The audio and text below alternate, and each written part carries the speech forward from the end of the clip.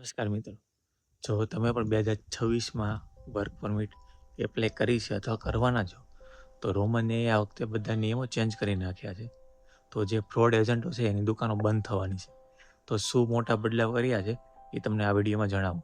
તો રોમાનિયાએ 2026ના નવા વર્ક પરમિટના નિયમ મુજબ તેને વર્ક પરમિટના 2 પાર્ટ પાડી દીધા. પહેલાં એક સામાન્ય વર્ક પરમિટ આવતી, હવે તેને 2 પાર્ટ પાડી દીધા છે.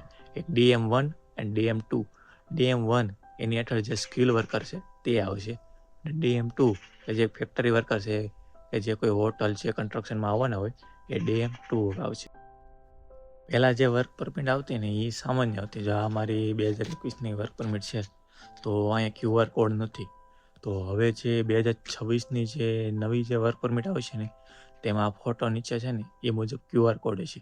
તો એ તમે QR કોડ સ્કેન કરો ને એટલે ડાયરેક્ટ તમે રોમાનિયાના પોર્ટલ ઉપર જાઓ, ત્યાં તમને બધી વર્ક પરમિટની વિગત તમને જોવા મળે.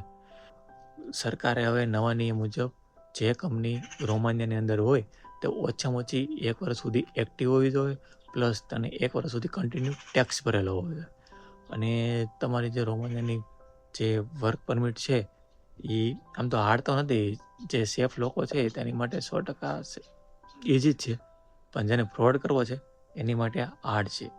અને જો કોઈ તમારો એજન્ટ તમને નકલી ડોક્યુમેન્ટ બનાવીને જો રોમાનિયા મોકલતો હોય તો ખાસ કરીને એનાથી જ ચેતજો, કારણ કે હવે રોમાનિયાના ઇમિગ્રેશન એનું ક્રોસ ચેકિંગ પણ કરશે. અને જો તમારા ડોક્યુમેન્ટ નકલી નીકળ્યા તો તમને કાયમી માટે યુરોપમાં બ્લેક લિસ્ટમાં પણ નાખી શકે છે. તો ખાસ એ વાતનું ધ્યાન આપજો.